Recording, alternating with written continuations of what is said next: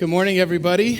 If you're new here, introduce myself. My name is Brian Carlucci, one of the pastors here. And do we have any CU students here in this service? All right. All right, you guys keep it down, all right? You're all rowdy in here? I thought so. Just kidding. We're glad you're back. We're glad you're back. Go to class, all right? Just go to class. This morning, I want to get you laughing because I'm going to talk about a serious subject in a moment, but I want to get you laughing about just a time in my life when my brother Brandon and I traumatized our youngest brother, Ben. So I'm the oldest of three boys, Brian, Brandon, and Ben. And we often made up games where when we made up these games, we made Ben be the guinea pig. And so Ben is the one that had to go through all the difficult things. And Ben claims today that he stunted emotionally because of his two older brothers and his childhood. Usually people are stunted because of their parents, but he stunted because of his older brothers. Well, one of my favorite memories of stunting Ben, which is a pleasant memory. And by the way, I only tell this story to adults. I am not telling it to our children at Children's Ministry, and you'll know why in a moment. But we are away on vacation in Florida. My parents are up in the room, and Brandon, Ben, and I are down at the pool. Now, a high schooler and two middle school boys get pretty bored at a hotel pool very quickly. So after about 20 minutes of swimming in the pool, we thought, this is lame. We need to invent a game. And so we started looking around the pool to see what resources we had. And what we had was chairs, pool chairs, and also one of those big, heavy nylon ropes that floats across the top of a swimming pool. You remember those? They don't have them very much anymore. Well, we thought, let's come up with a game where we pull that rope out of the pool and we stick Ben in the chair. We tie Ben to the chair and drop him in the water. And the game is he's got to get out before he drowns. Now, the reason Ben had to go first, it was loving and logical, is because Brandon and I were the biggest ones. We were the strongest ones. If something bad happened, only we could lift Ben out of the water to save his life. And so we explained that to Ben, and he agreed that was the best plan. So Ben went first. So we tied Ben up to the chair, and we're pulling it tight. And he goes, guys, it's hurting my arm. We said, Ben, it's not any fun unless the ropes are tight. And so we pulled it as tight as we could and gave burns on his arms and dropped him into the pool. But what happens when you drop a chair into the pool, it doesn't float down upright. You kind of tip backwards. And so Ben lands on his back, floats to the bottom of the pool. But luckily for us, and mostly for him, Ben could get out because it was a little harder than we thought to fish him out of the water. Well, to our credit, we all took our turn. So I went next because I'm the oldest, and I thought, it's appropriate for me to go second. And Brandon went last. We're about to go through round 2, and my mom comes down and ruins all the fun. And I think my mom was more traumatized than we were, more scarred for life by the fact that we were tying each other to a chair and throwing one another into the pool. By the way, there were other people at the pool when we started the game. They were not there as we went on playing our game. Scarred for life. Tell you that story because I want you thinking about wounds and scars, because this morning I'm going to take you to Isaiah 53, a very famous passage about Jesus, where in the passage what I want you to see is that it's only Jesus who can turn wounds into scars. And what we're going to see in Isaiah 53 is there's a number of different types of wounds that come our way in life. In fact, life gives us a steady dose of wounds, and only Jesus can take those wounds and turn them into scars. Isaiah 53 is a prophecy. It's a prediction about Jesus' life before he lived, that he fulfilled it perfectly. In fact, it's interesting how detailed it is.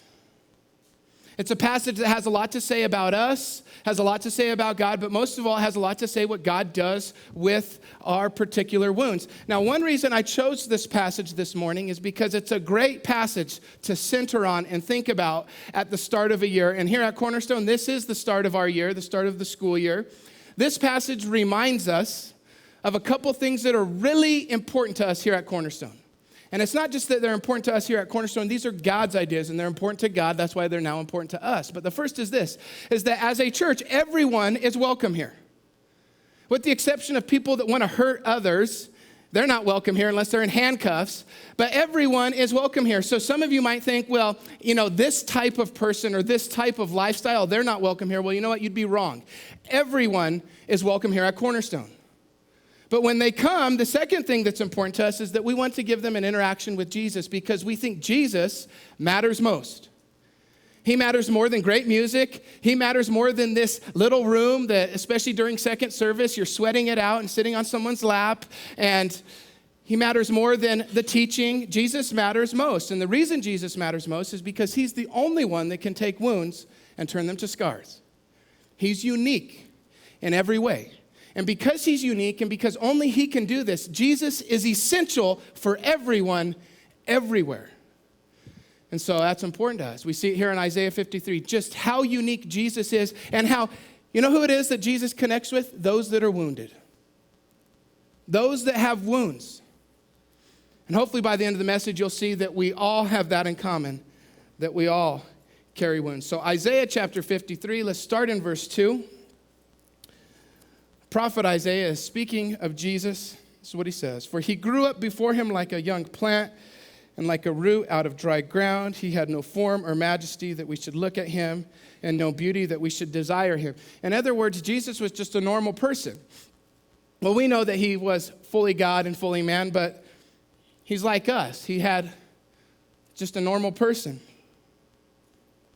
He was despised and rejected by men, a man of sorrows and acquainted with grief. And as one from whom men hide their faces, he was despised, and we esteemed him not. Surely he has borne our griefs, and he carried our sorrows, yet we esteemed him stricken, smitten by God, and afflicted. But he was pierced for our transgressions. He was crushed for our iniquities. And upon him was the chastisement that brought us peace. And with his wounds, we are healed. With his wounds, we are healed. You know, the prophet Isaiah could have gone on to describe all of these our statements as our wounds. I want you to notice that there's this phrase that repeats throughout the passage. Our sorrows, our grief, our transgressions, our iniquities. It's an all-encompassing poem or rhythm that it doesn't discriminate against anyone. Every one of us has these sorrows. We have these griefs. We have these transgressions, these iniquities. We all have these wounds. What's common as a pastor is you hear people's story, and most people think that they're the only ones that have gone through something. Or they're the only ones that have some darkness inside that they're hiding. But that's just not true. A lot of times people think that a church is a place for perfect people that have perfect lives, but that's not true either. There are no perfect people, and there are no perfect lives. And a church is full of those that have been wounded, just as the world is. See, they are our wounds. We share them in common. And a person either carries wounds or they carry scars. Here's the difference. A scar is a memory of a past wound. It's where healing has come to a wound and the wound is closed up. And there's now a mark there that simply is a memory, and maybe it's even still a little tender and sensitive to the touch, but a scar has been healed. A wound, if it hasn't scarred over, hasn't healed, continues to fester and wreak havoc in someone's life. The same is true of us. When it comes to our emotional wounds, or all the wounds we're going to look at that we see mentioned here, a wound that is not dealt with will come back to wreak havoc in our life. People think that they can bury their wounds. Wounds only come back alive. You bury them alive. They will come back. They will rob you of your peace. They will stunt you in your life. It will be hard to move ahead in relationships, ahead in decisions. You will be defined by fear, defined by your wound, if they are not dealt with. Now, here's the good news. We see it in the passage. Jesus does a lot more than just forgive, but that's a special thing. We'll see that in a moment. Jesus heals all wounds so that peace is now a part of our life, so that we can continue moving on, and so that wound can be closed up and become a scar. Now, this is very difficult for people to deal with. It's very hard for us to open up past wounds, but it's something that's absolutely necessary. When I was 18 years old, I was away at a wrestling tournament in Pittsburgh, and I had a terrible knee injury. A guy kneed my knee in from the side, tore all 3 major ligaments in my knee, tore both pieces of cartilage, moved my kneecap over, a bunch of other words that I don't know about. But it was just a really terrible knee injury. If you looked at it, you'd want to throw up. It was terrible. And when I was hauled off the mat and over to the trainer center, I said, hey, can I wrestle again? They said, well, you can't wrestle for a while, Brian. It's going to take 6 months to a year, even after surgery, for you to heal and go through physical therapy. You now need to turn all of your efforts to dealing with this wound. You can't do anything else until you deal with this wound. And so you're going to have to pay special attention to this.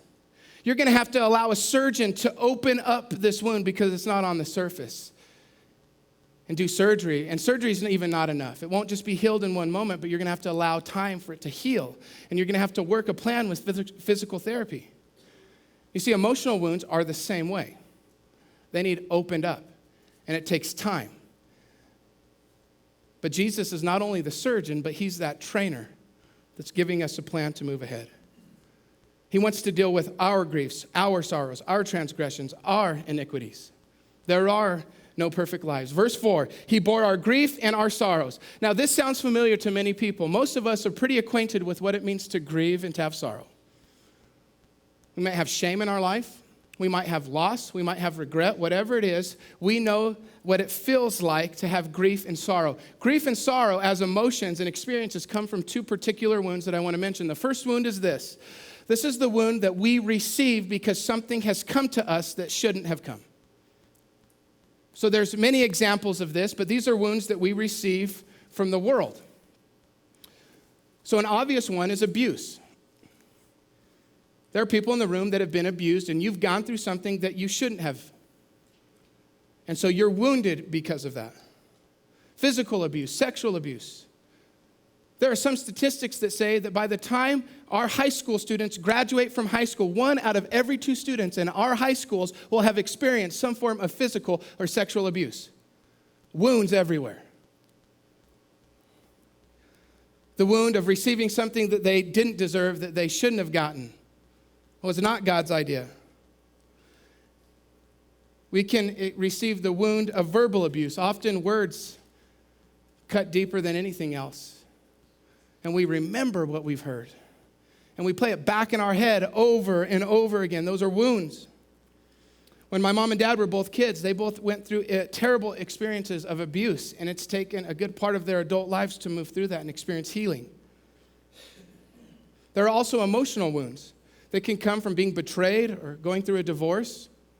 Oh, something comes your way that you were not prepared for, that you didn't want, and you are left wounded. There are also the wounds of loss that fall under this first category. You lost someone, so death came your way. Someone committed suicide, there was an accident, sickness, maybe a friend moved away, friendship ended. You were disappointed. Life is a series of losses. Those are the wounds that come our way that we don't want. That's the first type of wound, and they're everywhere. The second type of wound is similar, but it's different. These are the wounds that we have, that we carry in our life because we didn't receive something that we needed. So my favorite example right now, it's not my favorite, the best example I can think of right now is what's happening to children. 1 out of every 2 kids in America today are born into homes with only a mother and not a father. From the very beginning, those kids are born with a wound, and the wound is there is no dad at home to love them and to love their mom.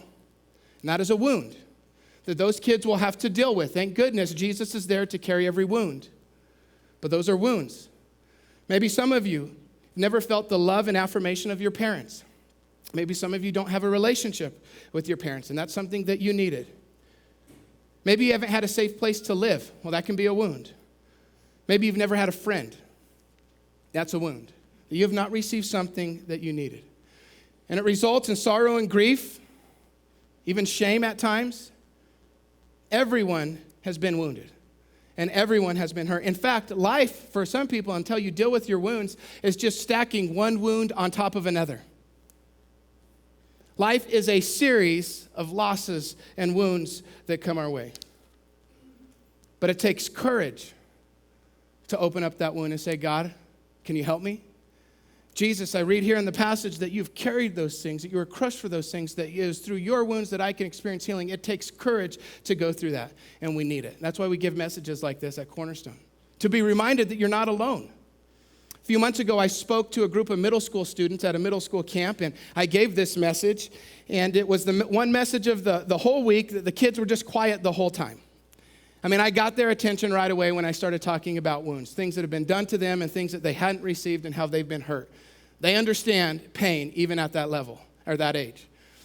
But I knew that the students would be terrified to share their wounds. I knew that they would need courage to share their wounds and to see that they weren't the only ones. Because even if I said it, they needed to see that there were other people that had wounds. So that night at camp, I asked all the leaders, and it was a big camp, and so there was about 100 adult leaders there. And I said, leaders, I went through the list of wounds, the first wound and the second wound. I said, leaders, if you've gone through any of these things, if you have any of these wounds, I want you to stand up. And almost every leader in the room stood up. And the kids started doing this. Looking around, amazed that their leader that they respected and loved had been hurt. That their leader that they loved and respected that had a wound, either that they were dealing with now or one from the past, and it gave them courage. They weren't by themselves. See, everyone has these wounds. These are our wounds. Now, this passage, one way to misinterpret it is to say, once you get Jesus in your life, he's like a magician. He waves a magic wand, and everything is better, and the wound is all closed up right away. That is not true. It takes time. He's not only the surgeon, he's the physical therapist that's moving us through the process. It takes time. And so that's why we do things here at Cornerstone. We have a recovery ministry. That's why we have a counseling ministry. That's why we have small groups so people can talk about it. That's why we do things like the prayer service tonight, where people can go and get some attention and care to move through the healing process. It takes time. It's a process. Now, here's what I want you to see. We either carry wounds or we carry scars. Now, those are the first two wounds. There's a third wound that's most serious. In fact, it's more important to understand how to deal with the third wound than it is to understand how to deal with the first two, because the third wound becomes the energy and the pattern to deal with the first two. The third wound is most important, and that's where we need to spend our time. The third wound are the wounds that we cause ourselves. They're the wounds that we're responsible for. They're the ways we hurt ourselves, but they're the wounds that we cause other people. You see, the role is switched now. We're no longer just the wounded, but we realize that we are also ones that wound others. Isaiah knew it. So in verse 5, he says, he was pierced for our transgressions, and he was crushed for our iniquities. Two very specific words. I want to describe them both. They are both wounds. It's impossible to be healed from the first two without the third, understanding the third. Transgressions, think of it this way. They are our offenses against God, choosing to go our own way. Verse 6 in our passage says that everyone is like a sheep who's gone astray, who has gone his own way. In other words, we have made choices to say, God, I'm going to live for myself and not for you and not for others. I will not love you at the standard that you have put, and I will not love others at the standard you have given. And every one of us has transgressed against God. Every one of us. Here's an example we can connect to. We've all said things that we regretted, right? That have hurt people, that we wish we wouldn't have said. In a sense, we have transgressed against someone else. We have hurt them. Stephen Covey says of our words and how we need to be responsible for them. Words are like eggs dropped from great heights. You can no more call them back than ignore the mess that they leave when they fall. See, the more mature a person gets, the more we realize that what we say and what we do actually can and does harm others. See, we have the wound of transgressions. That's why he was pierced for our transgressions. These are the wounds that we cause others, but these are also wounds that we cause ourselves. They're like self-inflicted gun wounds. They make our life more difficult. Elise and I have a friend who's going through a divorce right now because her husband decided that, he could sleep with whoever he wanted, and he was doing that for a couple years. And his newest affair, that girl actually got pregnant, and so because of that, he was, it all came out, and she's now going through a divorce.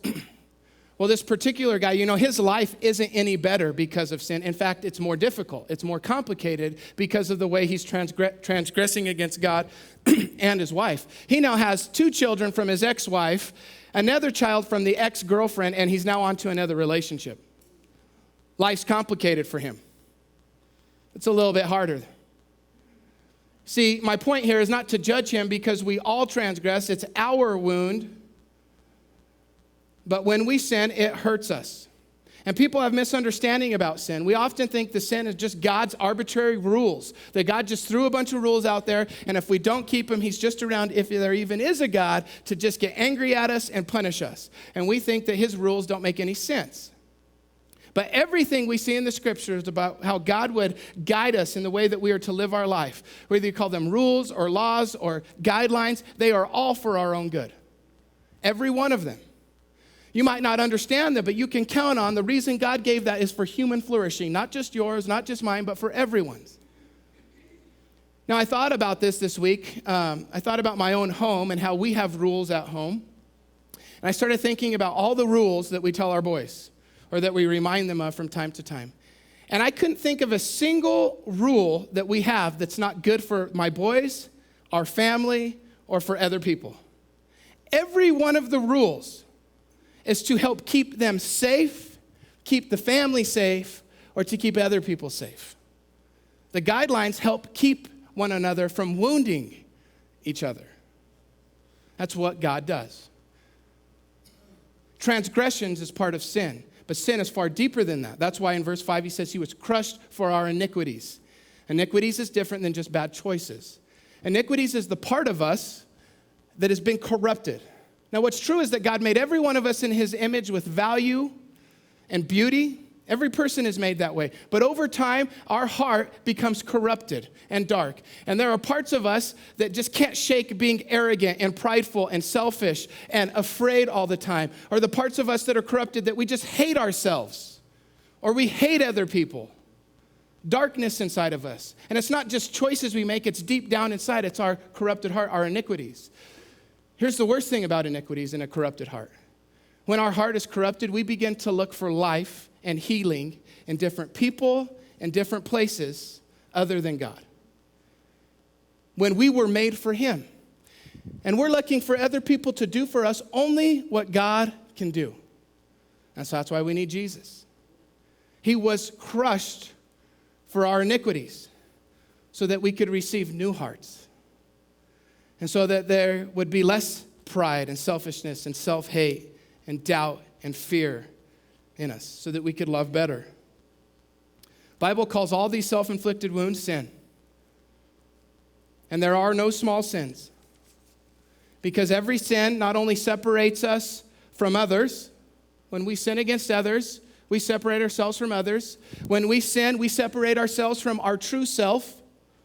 We were made to be like God, to bear his image. When we sin, we separate ourselves from the truest me, the truest you, but we also separate ourselves from God, the source of life.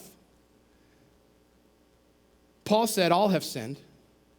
Isaiah said, everyone has gone their own way. Paul went on to say that sin separates us from God, and that's why there are no small sins. So there are wounds everywhere. And there's two types of people in the world when it comes to trying to look through the world through the lens of Isaiah 53. There are those that carry wounds and those that carry scars. Those that carry scars are those that say, Jesus, open up that wound and bring about your healing. Jesus is the cure. Jesus is the beginning and the end of the remedy for all the wounds that we carry in our life. Isaiah 53 verse 5, I'd memorize it if I were you. It's a beautiful passage, but he was pierced for our transgressions. He was crushed for our iniquities. The punishment that brought us peace, is the NIV version, was upon him, and by his wounds we are healed. That's great news. Here's how Jesus forgives, or this is how Jesus heals. Two things I want to mention. There's several ways. It's a process, of course, but I want you to notice forgiveness and renewal today because they're both in this passage. Jesus forgives. Now, often forgiveness gets underrated, but it can't be underrated, or it can't be overrated. Forgiveness is exactly what we need. We live in a world today that likes to hide, pretend there are not problems, blame other people for the things that we do, and continue to do the same things. That's the world we live in. To not admit weakness, to hide, to blame, to just move on with life without there being any growth or change, forgiveness, reconciliation. That's the world we live in.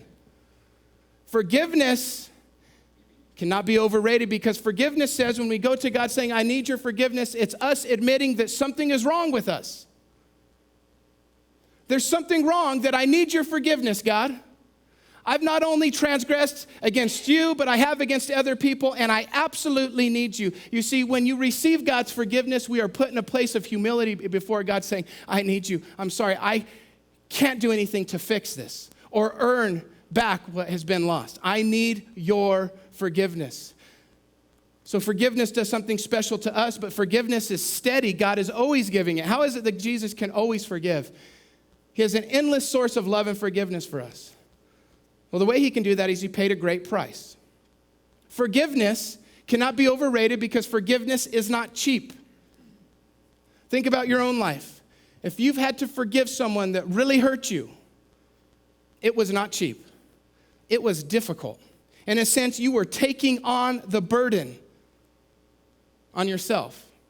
You were releasing the person from paying you back. You were releasing them from trying to get even. Sin always, or forgiveness always costs something.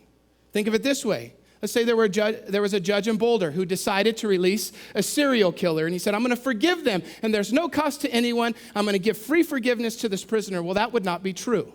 Forgiveness is never free. The cost of that prisoner's forgiveness and pardon would now fall on us and the threat to our safety and security. Forgiveness is never free. And it's not cheap. And our forgiveness was not cheap. Jesus hung on a cross for that. And that is why we can read passages like, no one comes to the Father except through the Son. You know why? God saw his Son hang on a cross. It grieved him. He suffered in every way as he saw his own Son suffer. And he said, you can't go around Jesus to get to me. You have to receive the gift through him. The cost is too high to avoid him. So every person at some point in their life, I believe, gets a chance to look at Jesus and say, here's the gift that I can receive through faith. See, God says you can't go around. You need to go through him. Forgiveness is not cheap. But this is what forgiveness does. Forgiveness allows us to continue on in life. And I'm going to illustrate it here with my knee brace. Now, I wish I didn't have this thing. It's kind of funny looking. It's really expensive. And it's made out of some metal that they make the spaceship out of, which is cool because I kind of like wear a spaceship on my knee. And it's pretty fancy. But you know why I wear this knee brace is because I kept hurting myself. And so after that first injury, I continued to injure my knee. In fact, I've torn my ACL 4 times. I don't know anyone that's done that, so it's kind of my claim to fame, the worst knee I know. In fact, the surgeon, this is how sick I am. I kind of like this when he told me. I went in to see my orthopedic surgeon a few months ago, and he said, Brian, you have the worst knee I've ever seen, and I'm 33 years old. And so I thought, oh, cool, yeah. Well, my knee's so bad that it could keep me from living life, meaning that it could keep me from coaching my sons, doing the things I love, coaching football, coaching wrestling. I love playing basketball. Not very well, but I love playing basketball. I love playing football every fall in the Turkey Bowl and beating all the teams here at Cornerstone, keeping our reign going. I love doing all that, but I could not do those things without this brace. My knee's a wreck. It's deficient. There are missing parts inside my knee, including an ACL, the one that matters most. It's gone. But when I put my brace on, when I take the time to wrap my knee in my knee brace. See, I have 4 straps. And I have to sit down and I have to stop and pause and wrap my knee in this brace. You know what happens? My knee is no longer weak. In fact, I could do everything I could do before I was hurt, and every time I've had my brace on, I've never been hurt. Because you know what my brace does? It bears the weight of the burden. The force that I exert when I play sports or do different things that would normally go through a normal person's leg is now transferred from my leg into my brace, and the brace holds me together. It keeps my knee from falling apart. Where my leg is deficient, the brace is strong and holds it together. And you know the best way to describe what a knee brace does for a person's bad knee like mine? It forgives my knee. It forgives my wound. It forgives the deficiency. Forgiveness is not overrated. C.S. Lewis often talked about how people are so hard on themselves. In fact, we're harder on ourselves than God is. He said, if God could forgive you, why can't you forgive yourself? If you don't forgive yourself, you're setting yourself up higher than God. God says it's free to us. It was costly to him. Wrap yourself in me, experience forgiveness, and move ahead with your life. See, forgiveness is the beginning of the healing process. By the way, if you have one of those first two types of wounds, those emotional wounds, this is why you can't experience healing in the first two until you understand the third. Forgiveness is not only the energy, but it is the pattern that leads to healing of the first two wounds. You will never be healed. I will never be healed of our wounds until we forgive.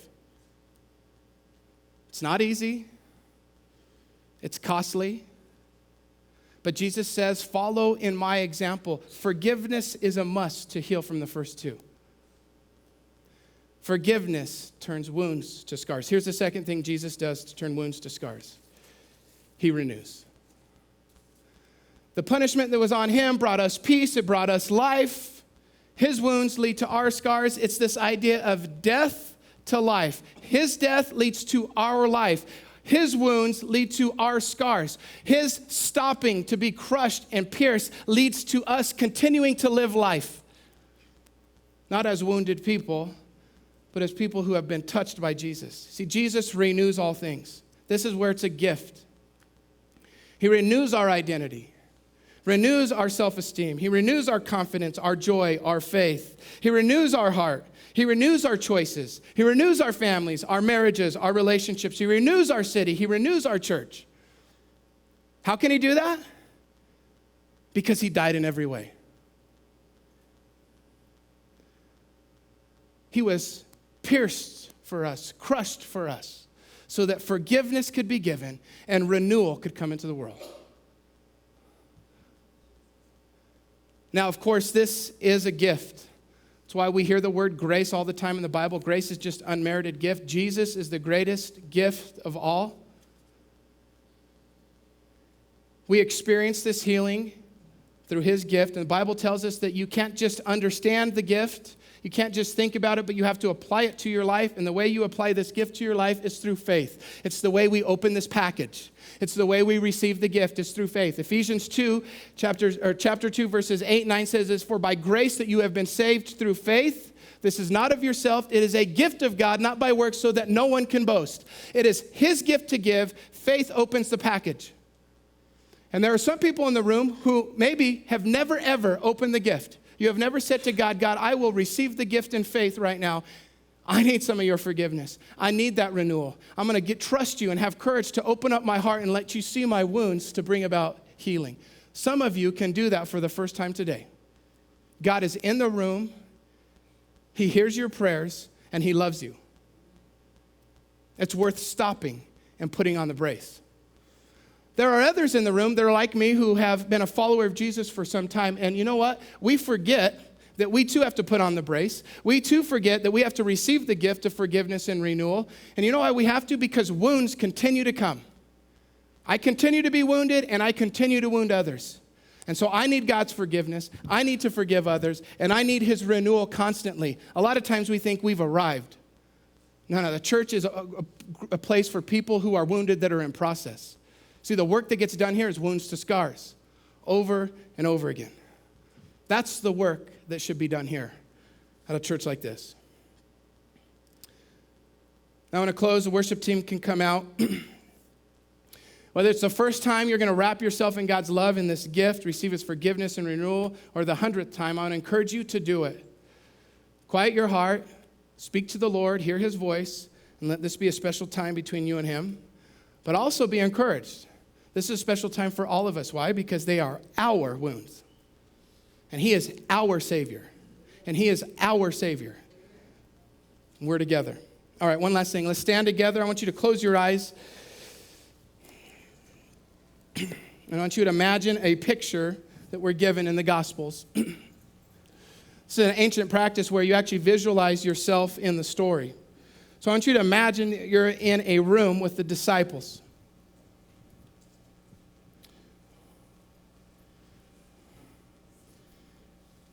Jesus has just been killed. And there are rumors that he's alive and that he's been walking around. And even though after you had been with Jesus and you hear the disciples saying, this is exactly what he told us about, everyone's having a hard time believing it. In fact, you're having a hard time, and you even hear Thomas, one of Jesus' disciples, say, there's no way that he could be alive. How is this possible? And then all of a sudden, someone shows up in the room that looks like Jesus, and you hear someone say, it's a ghost. How can any of this be true? How can the gospel be true? That God would die for us, take our death to give us his life. How could any of this be true? And this is what I want you to picture. Jesus walks up to you, and he says, let me prove it to you. And he holds out his hands, and he says, look at my hands. The passage goes on to say, he says, look at my feet, and even look at the wound in my side. What Jesus was pointing out were the wounds that he would carry for eternity. The holes in his hands and his feet from the nails, and the hole in his side from the spear. There's something mysterious about looking at the wounds of Jesus and being convinced that it's all true. And when we're convinced that it's true, we begin to say, oh, well, maybe it's possible that he could take my wounds and turn them to scars, because it's by his wounds that we are healed. All right, we're going to sing this song. I'll come back up and close this out in a moment. Let's worship together.